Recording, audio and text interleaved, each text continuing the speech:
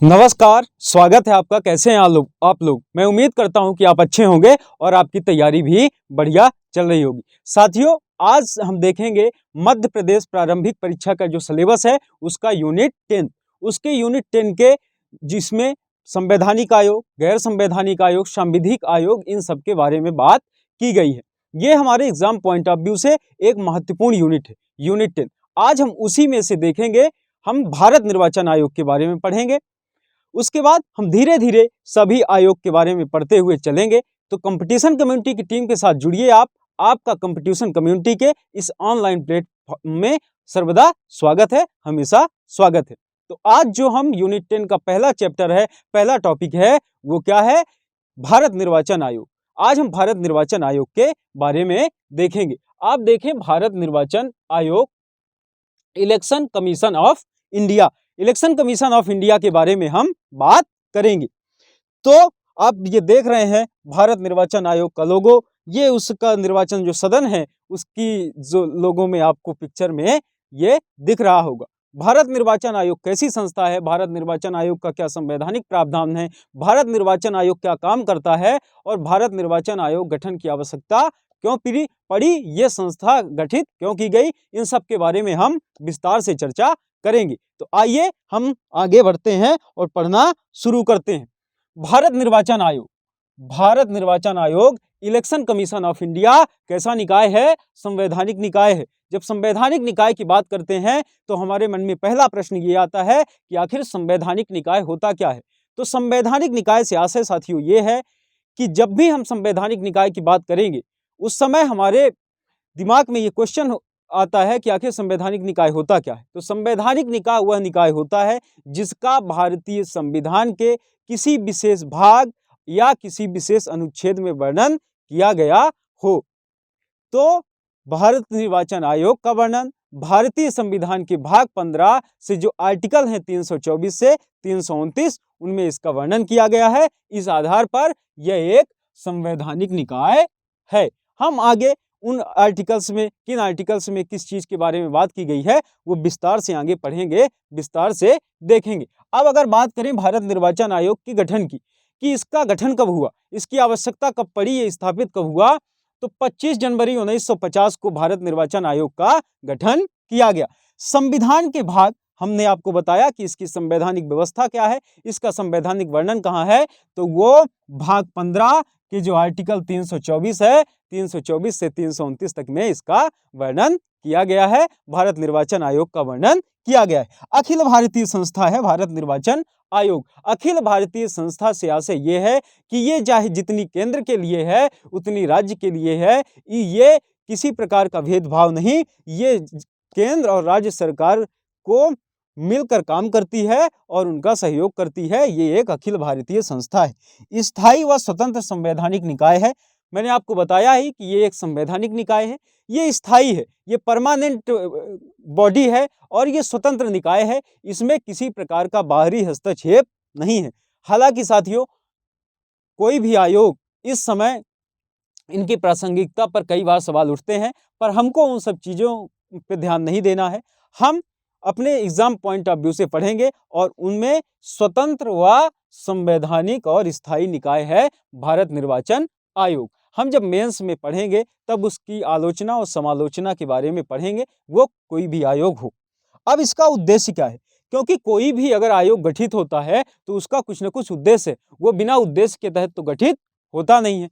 तो इसका उद्देश्य अनुच्छेद 324 में आप जानते हैं कि संसद, राज्य विधानमंडल, राष्ट्रपति व उपराष्ट्रपति के निर्वाचन का काम, जो भारत निर्वाचन आयोग का जो मुख्य कार्य है उसका कार्य है चुनाव कराने का। अब ये किन किन संस्थाओं का चुनाव कराता है, किन का चुनाव कराता है? तो ये संसद का चुनाव, संसद में लोकसभा, राज्यसभा, राष्ट्रपति का चुनाव, उपराष्ट्रपति का चुनाव और राज्य स्तर पर विधानसभा, विधान परिषद का चुनाव, क्योंकि हमारे भारत के कई राज्यों में विधान परिषद भी है, उन सबका कराने का काम, लगभग 6 राज्यों में विधान परिषद है, उनका इलेक्शन कराने का काम कौन करता है? तो भारत निर्वाचन आयोग करता है। और किस आर्टिकल के तहत? आर्टिकल 324 में ऐसा संवैधानिक प्रावधान है। उनका निर्वाचन भी कराता है, नियंत्रण और संचालन और निर्देशन, इन सब का काम कुल मिला के निर्वाचन से संबंधित सारे काम कौन करता है? भारत निर्वाचन आयोग इन राष्ट्रपति, संसद, लोकसभा, राज्यसभा, विधानसभा, विधान परिषद और राष्ट्रपति, उपराष्ट्रपति, इनके चुनाव कराने का काम कौन करता है? भारत निर्वाचन आयोग करता है। देश में स्वतंत्र और निष्पक्ष चुनाव हो, क्योंकि आप जानते हैं कि भारत एक सबसे बड़ा लोकतंत्र का दावा करता है। भारत हमारा एक लोकतांत्रिक देश है और किसी भी लोकतांत्रिक देश में ये महत्वपूर्ण हो जाता है कि निष्पक्ष और समयबद्ध तरीके से चुनाव हो, निष्पक्ष चुनाव हो, किसी प्रकार का भेदभाव ना हो, उसके लिए भारत निर्वाचन आयोग काम करता है। तो लोकतंत्र में एक सुव्यवस्थित चुनाव के लिए, चुनाव कराने के लिए एक बॉडी का गठन किया गया और वो है भारत निर्वाचन आयोग। इसका गठन 25 जनवरी 1950 को किया गया। आइए हम आगे बढ़ते हैं और देखते हैं अगला। अब हम देखते हैं संरचना क्या है इसकी। संरचना क्या है भारत निर्वाचन आयोग की? कैसी संस्था है, इसकी क्या संरचना है? संरचना बहुसदस्यीय निकाय है। बहुसदस्यीय निकाय से तात्पर्य यह है कि इसमें एक से अधिक लोग काम करते हैं, एक से अधिक लोगों का ये निकाय है। तो इसमें वर्तमान में 3 सदस्यीय निकाय है भारत निर्वाचन आयोग। एक मुख्य आयुक्त है और 2 अन्य आयुक्त इसके अंतर्गत काम करते हैं। 1989, अगर हम इसकी जो ऐतिहासिक पृष्ठभूमि रही उसके बारे में बात करें तो वर्तमान की संरचना के बारे में मैंने आपको बताया कि इसमें एक मुख्य आयुक्त और 2 अन्य आयुक्त होते हैं। इसके पहले, वर्तमान से पहले, मतलब आज जब हम बात कर रहे हैं इसके पहले की इसकी क्या संरचना थी उसके बारे में देखते हैं। तो जो 1989 तक जब से इसका गठन हुआ 1950 में, उसके बाद से ये 1989 तक एक सदस्यीय निकाय रहा है। एक सदस्यीय निकाय रहा है भारत निर्वाचन आयोग और वर्तमान में ये 3 सदस्यीय निकाय है जिसमें एक मुख्य आयुक्त और 2 अन्य आयुक्त होते हैं। 1990 में, 1989 में ये 3 सदस्यीय निकाय बना और उसके बाद 1990 में पुनः इसको एक सदस्यीय कर दिया गया और 1993 में ये 3 सदस्यीय कर दिया गया। अब आप ये सोचें कि इसका करने का अधिकार किसको है? तो राष्ट्रपति जी ऐसा कर सकते हैं जब उनको ये लगेगा कि अब इस आयोग में इतने सदस्य जो वर्तमान में कार्य कर रहे हैं उनसे काम नहीं चल रहा है, कार्यभार अतिरिक्त है, तो राष्ट्रपति जी के पास ये शक्ति है कि वो इनकी संख्या में वृद्धि कर सकते हैं। और राष्ट्रपति जी को ये पहली बार कब लगा? आपके एग्जाम में क्वेश्चन आता है, क्वेश्चन पूछता है कि पहली बार भारत निर्वाचन आयोग बहुसदस्यीय निकाय कब बना? तो आप बताएंगे कि 1989 में पहली बार भारत निर्वाचन आयोग बहुसदस्यीय निकाय बना। उसके बाद ऐसा महसूस हुआ होगा कि एक सदस्यीय निकाय से ही काम चलेगा, तो एक सदस्यीय निकाय से कर दिया गया और 1993 में 3 सदस्यीय निकाय कर दिया गया। अब आपके मन में एक सवाल आना चाहिए कि आखिर ये 1989 में 3 सदस्यीय क्यों किया गया? तो हुआ क्या कि 61वां संविधान संशोधन हुआ। कब? 1988 में।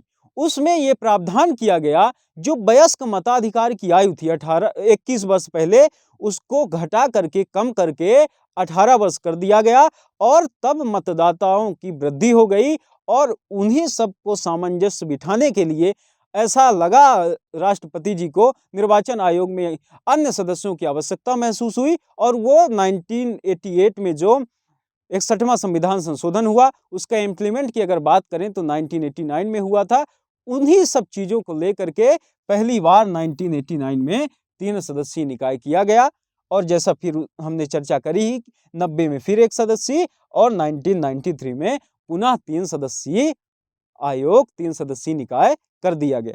तो आपने ये इसकी जो बैकग्राउंड है, जो इसकी पृष्ठभूमि है, उसके बारे में समझा। अब हम देखते हैं अनुच्छेद 324 का सब आर्टिकल 2 क्या कहता है। ये कहता है कि निर्वाचन आयोग मुख्य निर्वाचन आयुक्त और उतने अन्य निर्वाचन आयुक्त से जितने राष्ट्रपति तय करे गठित होगा। मैंने आपको बताया ही कि इनमें वृद्धि करने का काम कौन कर सकता है, किसको ये संवैधानिक शक्ति है, तो वो राष्ट्रपति जी को है ऐसा शक्ति। अब हम देखें इनकी नियुक्ति। अगर हमारा भारत निर्वाचन आयोग है तो वो 3 सदस्यीय निकाय है, हमने जाना। तो 3 सदस्यीय निकायों में इनके जो मुख्य निर्वाचन आयुक्त हैं और जो अन्य आयुक्त हैं, उनकी नियुक्ति किसके द्वारा की जाती है? तो नियुक्ति व सेवा शर्तें नियुक्ति राष्ट्रपति जी करते हैं और सेवा शर्तों का निर्धारण का काम भी राष्ट्रपति जी करते हैं। और किस आर्टिकल के तहत करते हैं, किस अनुच्छेद के तहत करते हैं? तो अनुच्छेद 324(5) के तहत ऐसा उनको अधिकार है। लेकिन राष्ट्रपति जी ऐसे मनमाने ढंग से इतने स्वतंत्र नहीं हैं कि वो अकेले ऐसा कर सके। वो कैसे करते हैं? राष्ट्रपति जी निर्धारित करते हैं। और कैसे निर्धारित करते हैं? संसद द्वारा बनाई गई विधि के अधीन। संसद जो नियम तय करती है उसी के अधीन राष्ट्रपति जी को ये अधिकार है कि वो इनकी सेवा शर्तें तय करें और इनकी नियुक्ति करें। नियुक्ति करने का काम, सेवा शर्तें निर्धारित करने का काम अगर आपके एग्जाम में पूछता है कि कौन करता है, तो वो राष्ट्रपति जी करते हैं। तीनों का मतलब यहाँ ये है कि चाहे वो मुख्य निर्वाचन आयुक्त हो या 2 अन्य आयुक्त हैं, इन तीनों की जो समान शक्तियां हैं, वेतन हैं और भत्ते हैं, इनके वेतन, भत्ते और शक्तियां एक समान हैं। भारत निर्वाचन आयोग जो 3 सदस्यीय निकाय है, उनके तीनों सदस्यों का चाहे वेतन भत्तों की बात करें या उनके शक्तियों की बात करें, वो एक समान रूप से है। और वो है कैसे? सुप्रीम कोर्ट के जो न्यायाधीश होते हैं उनके समान है। अगर हम वर्तमान में इनकी वेतन की बात करें तो सुप्रीम कोर्ट के जो अन्य न्यायाधीश हैं उनकी वेतन, जो उनका पेमेंट है, उनका मासिक वेतन है, वो 2.5 लाख है। वही वेतन किनका है? भारत निर्वाचन आयोग के मुख्य निर्वाचन आयुक्त और अन्य आयुक्तों का, जो 3 सदस्यीय हैं। नियुक्ति के बाद एक महत्वपूर्ण पॉइंट, नियुक्ति के बाद अलाभकारी परिवर्तन नहीं। अगर जब नियुक्ति हुई है, जिस समय निर्वाचन आयोग में इन सदस्यों की नियुक्ति की गई है, उस समय जो इनका वेतन है, जो इनके अन्य भत्ते हैं या अन्य सुविधाएं हैं, अन्य सेवा सुविधा है, उनमें किसी प्रकार का अलाभकारी परिवर्तन नहीं किया जाएगा। अलाभकारी परिवर्तन से आशय ये है कि उनमें किसी प्रकार की कमी नहीं की जाएगी। अगर एग्जाम्पल के लिए हम देखें कि आज अगर जब नियुक्ति हो रही है निर्वाचन आयुक्त की, उस समय इनका पेमेंट 2.5 लाख है, तो उसको कम करके 2 नहीं किया जा सकता। इनकी कार्यकाल के दौरान, इनकी कार्यकाल की अवधि पर, इनकी पदावधि के समय अलाभकारी कमी नहीं की जा सकती किसी प्रकार की। वो वेतन की ही बात नहीं है, अन्य सेवा शर्तें जो भी इनको सुविधाएं मिलती हैं, उनमें किसी भी प्रकार की कमी नहीं की जा सकती। तीनों में अगर मतभेद हो, क्योंकि ये 3 सदस्यीय निकाय है, भारत निर्वाचन आयोग 3 सदस्यीय निकाय है, अगर इनमें कोई भी प्रस्ताव आता है तो उनमें अगर निर्णय लेने की बात होती है तो बहुमत के आधार पर निर्णय होगा। अर्थात अगर 3 सदस्यीय निकाय है तो जिस निर्णय के जिस पक्ष में 2 लोग रहेंगे वही मान्य होगा। बहुमत के आधार पर निर्णय की बात की गई। आइए हम आगे बढ़ते हैं और देखते हैं कार्यकाल व पदावधि। कार्यकाल व पदावधि इनकी क्या होती? नियुक्ति की बात हमने कर ली, सेवा शर्तों की बात हमने कर ली। अब हम देखते हैं कार्यकाल व पदावधि के बारे में। इनका कार्यकाल 6 वर्ष या 65 वर्ष की आयु जो भी पहले हो, 6 वर्ष का कार्यकाल हो जाए या 65 वर्ष की आयु जो भी पहले इनमें से हो जाए, तब तक के लिए कार्यकाल किनका रहता है? भारत निर्वाचन आयोग के 3 सदस्य जो हैं, मुख्य निर्वाचन आयुक्त और 2 अन्य आयुक्त, उनका कार्यकाल रहेगा 6 वर्ष या 65 वर्ष की आयु तक जो भी पहले हो जाए। अगर इनको लगे कि हमको कार्यकाल के दौरान ही त्याग पत्र देना है, अपना कार्यकाल खत्म होने से पहले ही सेवानिवृत्ति अगर ये चाहते हैं, तो ये क्या करेंगे? किसी भी समय हस्ताक्षरित त्याग पत्र किसको दे सकते हैं? राष्ट्रपति जी को ये अपना त्याग पत्र दे सकते हैं। अनुच्छेद 324 का सब आर्टिकल 5 ये कहता है, अगर हटाने की बात आए, एक तो इनका कार्यकाल खत्म होने पर ही ये हट सकते हैं, या ये स्वेच्छा से चाहें तो हट सकते हैं। लेकिन अगर ये नहीं चाहते और इनको हटाना है तो क्या प्रक्रिया अपनाई जाएगी, उसी के बारे में बात करता है अनुच्छेद 324 का सब आर्टिकल 5। इनको हटाने के लिए सुप्रीम कोर्ट के न्यायाधीश के समान प्रक्रिया से हटा सकता है। और कौन हटाएगा? राष्ट्रपति जी हटाएंगे। अब यहाँ बात आई सुप्रीम कोर्ट के न्यायाधीश के समान प्रक्रिया। तो अब हम समझें कि सुप्रीम कोर्ट के न्यायाधीशों को हटाने के लिए क्या प्रक्रिया होती है। तो सदन की जो संसद का सदन है उसमें विशेष बहुमत से प्रस्ताव पारित होने पर किनको हटाया जा सकता है? सुप्रीम कोर्ट के न्यायाधीशों को। और उसी आधार पर किसको हटाया जाएगा? भारत निर्वाचन आयोग के मुख्य निर्वाचन आयुक्त को हटाया जाएगा। महाभियोग जैसी प्रक्रिया, क्योंकि सुप्रीम कोर्ट के न्यायाधीशों को हटाने के लिए महाभियोग जैसी प्रक्रिया की बात की गई है। लेकिन आप याद रखें कि निर्वाचन आयुक्त के जो मुख्य निर्वाचन आयुक्त हैं उनको हटाने के लिए महाभियोग शब्द का प्रयोग नहीं किया गया है, महाभियोग जैसी प्रक्रिया की बात की गई है। इसको लेकर के एग्जाम में कई बार क्वेश्चन आपसे पूछा जाता है। आपसे पूछा जाएगा कि महाभियोग प्रक्रिया के आधार पर हटाया जा सकता है क्या? आप कहेंगे कि नहीं, महाभियोग जैसी प्रक्रिया के अनुसार उनको हटाया जा सकता है। इनको हटाने का जो संवैधानिक प्रावधान है, जो लिखा है, वो सुप्रीम कोर्ट के न्यायाधीशों को जैसे हटाया जाता है वैसे इनको भी हटाया जाएगा। अगर हम अन्य आयुक्तों की बात करें, ये तो हमने मुख्य निर्वाचन आयुक्त की बात कर ली। अगर अन्य आयुक्तों की बात करें कि अन्य आयुक्तों को कैसे हटाया जा सकता है, तो ये निर्वाचन आयोग में एक तरह से आलोचना कह सकते हैं, क्योंकि अन्य आयुक्तों को हटाने के लिए केवल राष्ट्रपति किसके? मुख्य निर्वाचन आयुक्त के सिफारिश पर राष्ट्रपति हटा सकता है। अगर मुख्य निर्वाचन आयुक्त को ये लगा कि इनको हटाना है तो वो राष्ट्रपति जी से सिफारिश करेंगे और राष्ट्रपति जी इनको हटा सकते हैं। अब हम देखें निर्वाचन आयोग की कार्य व शक्तियों के बारे में समझें। निर्वाचन आयोग का कार्य क्या है और इनकी शक्तियां क्या हैं। तो परिसीमन, अब परिसीमन से क्या आशय है?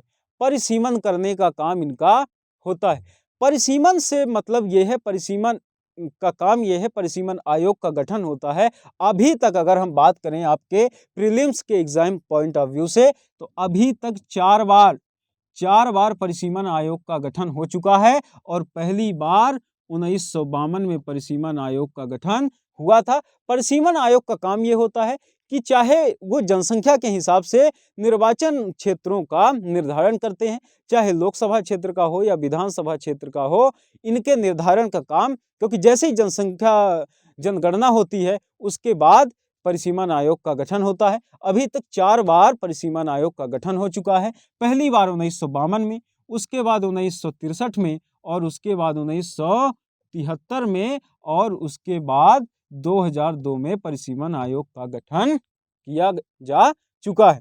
तो अभी तक अगर आपके एग्जाम में पूछता है कि कितनी बार परिसीमन आयोग का गठन हुआ, तो आप बताएंगे कि 4 बार परिसीमन आयोग का गठन हो चुका है। और कब कब हुआ? आपके एग्जाम में क्वेश्चन आता है, इनमें से कई बार पूछ लेगा सन देके कि इनमें से कब परिसीमन आयोग का गठन नहीं हुआ। तो आप इनको याद रखें कि सबसे पहली बार 1952 में, उसके बाद 1963 में, उसके बाद 1973 में, और उसके बाद अंतिम बार 2002 में परिसीमन आयोग का गठन किया जा चुका है। आइए दूसरा पॉइंट की बात करें तो राजनीतिक दलों को मान्यता और चुनाव चिन्ह देने का काम कौन करता है? निर्वाचन आयोग। हमने इसके पहले चर्चा ही करी कि निर्वाचन आयोग का जो महत्वपूर्ण काम है, निर्वाचन आयोग का जो एक विशेष काम है, जो प्रमुख काम है, वो निर्वाचन कराने का, चुनाव कराने का है।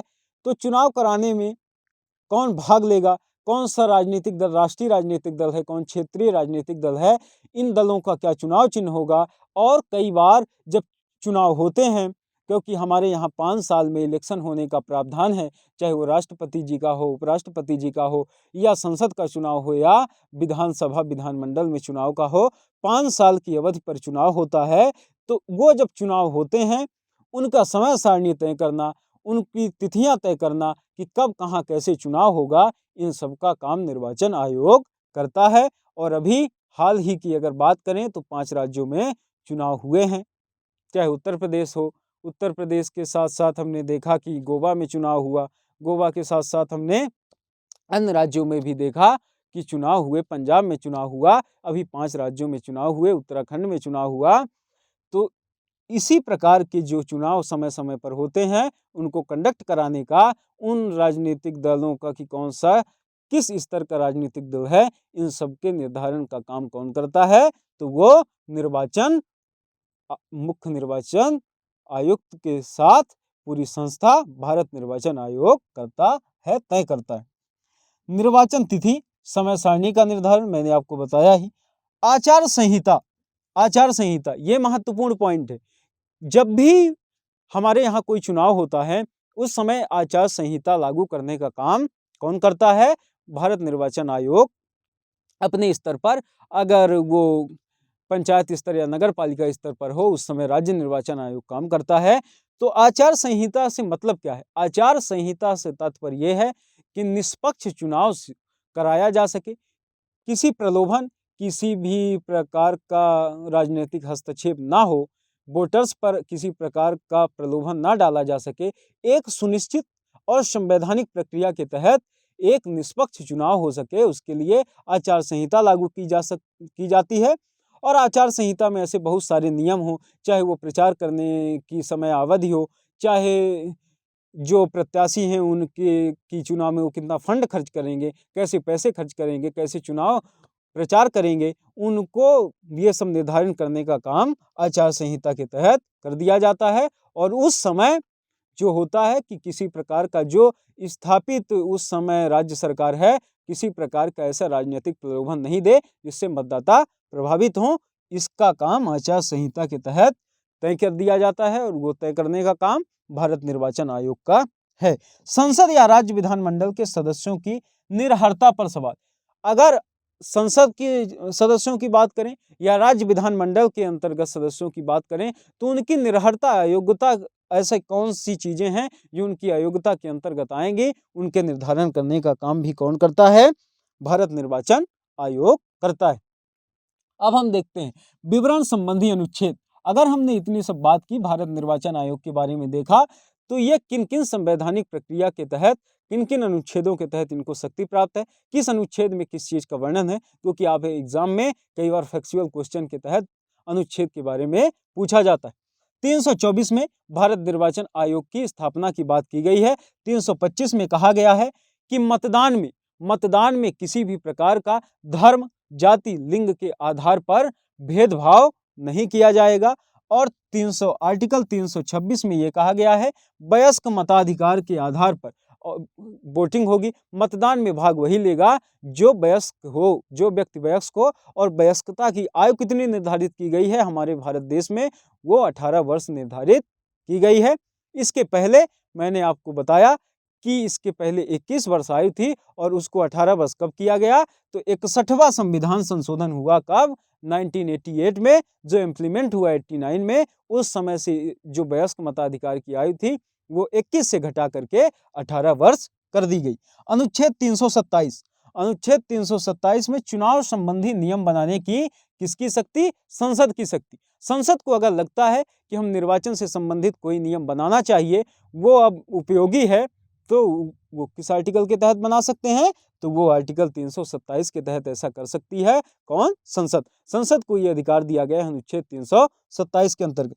328 में ये कहा गया है कि अगर राज्य विधानमंडल चाहे कि हमको निर्वाचन से संबंधित कानून बनाने हैं, कुछ ऐसी सुधार की आवश्यकता महसूस हो रही है, तो विधानमंडल को ये शक्ति अनुच्छेद 328 के अंतर्गत दी गई। अब हम देखते हैं आर्टिकल 329, निर्वाचन संबंधी मामले में हस्तक्षेप का निषेध। निर्वाचन संबंधी किन मामलों पर हस्तक्षेप नहीं करेगा?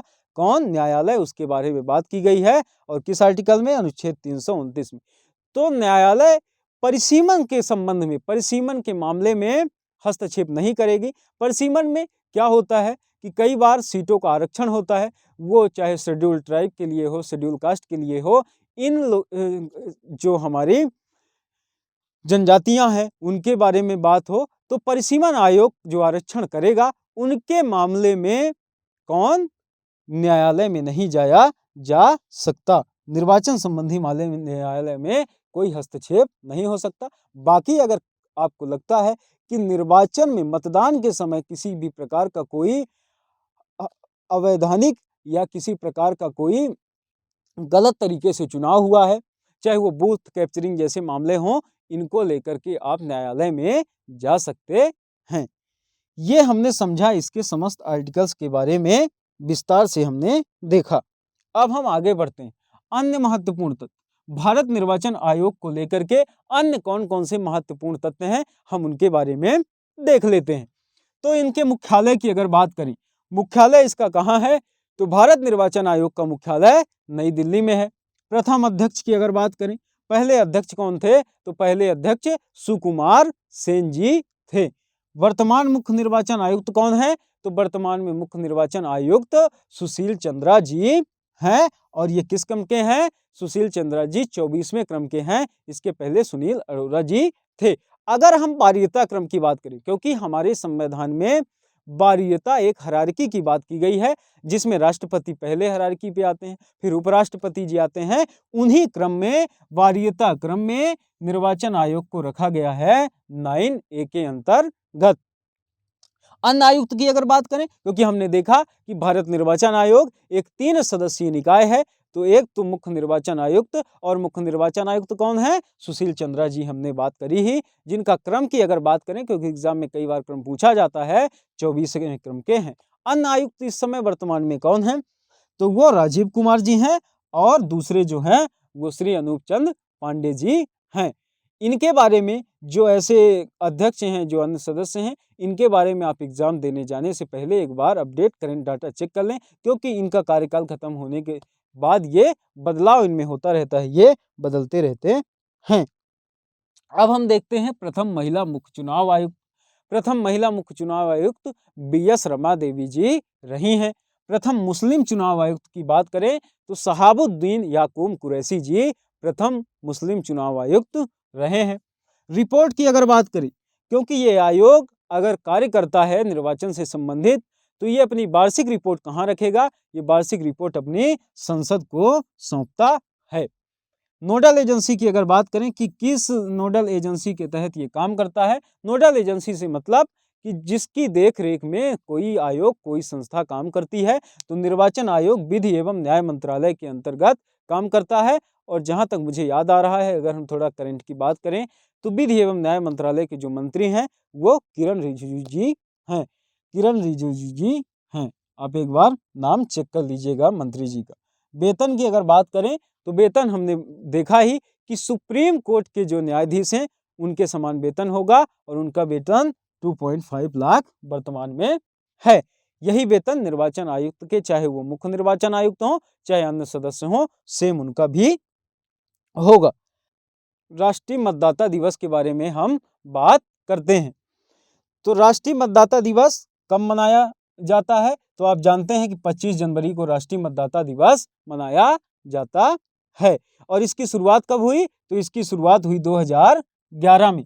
2011 में राष्ट्रीय मतदाता दिवस मनाने की शुरुआत हुई, और ये 25 जनवरी को प्रत्येक वर्ष राष्ट्रीय मतदाता दिवस मनाया जाता है। अगर हम इसकी थीम की बात करें कि 2022 में इसकी क्या थीम रही, किसकी, भारत निर्वाचन आयोग का जो मतदाता दिवस मनाया जाता है, मतदाता दिवस की थीम थी चुनावों को समावेशी, सुगम और सहभागी बनाना। कई बार ऐसे क्वेश्चन एग्जाम में पूछे जाते हैं, तो आप इनका ध्यान रखें। अब हम देखते हैं भारत के राष्ट्रीय राजनीतिक दल। कुछ हम अन्य एक्स्ट्रा फैक्ट की चर्चा कर लेते हैं, क्योंकि हमने आपको बताया, हमने पढ़ा ये कि भारत निर्वाचन आयोग का ही काम है कि वो राजनीतिक दलों, जो राष्ट्रीय स्तर के कौन है, कौन राज्य स्तर के राजनीतिक दल हैं, इनके बारे में बात करता है। तो कौन कौन से वर्तमान में राजनीतिक दल, राष्ट्रीय राजनीतिक दल हैं, बहुजन समाज पार्टी, बहन जी की पार्टी है ये, बहन मायावती जी की पार्टी। इस बार तो इनका कुछ खास परफॉर्मेंस रहा नहीं, इसमें बहुत सारी बातें भी उठी, उसके बारे में हालांकि हम लोग ध्यान नहीं देंगे। भारतीय जनता पार्टी इस समय तो सबसे व्यापक रूप से जो देश में राज कर रही है, शासन कर रही है, वो यही पार्टी है, भारतीय जनता पार्टी। और अगर इसकी मुखिया की बात करें, तो वो JP नड्डा जी हैं, जगत प्रकाश नड्डा जी इनका नाम है। भारतीय कम्युनिस्ट पार्टी है, भारतीय कम्युनिस्ट मार्क्सवादी पार्टी, भारतीय राष्ट्रीय कांग्रेस है, और राष्ट्रीय कांग्रेस पार्टी, और तृणमूल पार्टी दीदी जी की, और कौन सी दीदी, तो ममता दीदी। इसी तरह राहुल गांधी जी की पार्टी, ये कुल मिला के 7-8 राजनीतिक दल वर्तमान में हैं। अब हम देखते हैं अगला, ये महत्वपूर्ण चीज है एग्जाम पॉइंट ऑफ व्यू से, ये क्योंकि कई बार समितियों को लेकर क्वेश्चन पूछे गए। के संथानम समिति का गठन कब हुआ? तो 1962 में के संथानम समिति का गठन हुआ। और के संथानम समिति किससे थी? भ्रष्टाचार रोकने हेतु, निर्वाचन में भ्रष्टाचार को रोकने हेतु के संथानम समिति का गठन हुआ। और आपसे एग्जाम में पूछा जाएगा कि इसका गठन कब हुआ? तो 1962 में। दूसरे बात करें दिनेश गोस्वामी समिति, दिनेश गोस्वामी समिति का गठन 1990 में हुआ। और ये काहे से? निर्वाचन से में सुधार हो, उसके बारे में बात करती। इंद्रजीत गुप्ता समिति, ये 1998 में गठित हुई। और इसका जो मेन उद्देश्य था, जो इसका मेन विषय था, मुख्य विषय था, वो चुनाव के लिए राज्य वित्त पोषण के बारे में बात करता था। तारकुंडे समिति का गठन 1974 में हुआ। और ये चुनाव खर्च के बारे में बात करने वाली समिति थी, उसके बारे में इन्होंने अपनी रिपोर्ट दी, चर्चा करी। लिंग 2 समिति, ये 2005 में गठित हुई। और छात्र संघ चुनाव में कैसे सुधार हो, इनके बारे में इन्होंने अपनी रिपोर्ट प्रस्तुत करी। तो साथियों, आज हमने देखा भारत निर्वाचन आयोग के बारे में, हमने विस्तार से पढ़ा कि भारत निर्वाचन आयोग कैसी संस्था है, इसका काम क्या है, इसके संवैधानिक प्रावधान क्या हैं और इसकी प्रासंगिकता क्या है। हमने इन सब के बारे में आज चर्चा करी। तो मैं उम्मीद करता हूं कि ये आपको लेक्चर आपकी तैयारी में एक महत्वपूर्ण सहयोग प्रदान करने में सफल रहा होगा। साथियों, आप जुड़े रहें कंपटीशन कम्युनिटी के टीम के साथ। अब हम कल मिलेंगे अगले टॉपिक के साथ, नेक्स्ट टॉपिक के साथ, और उसमें हम देखेंगे राज्य निर्वाचन आयोग और साथ में मध्य प्रदेश निर्वाचन आयोग के बारे में भी हम बात करेंगे। आप पढ़ते रहें, अपनी तैयारी में और निखार लाते रहें और जुड़े रहें कंपटीशन कम्युनिटी की टीम के साथ, हमारे साथ जुड़े रहें आप। तब तक के लिए आपको नमस्कार, बहुत बहुत धन्यवाद।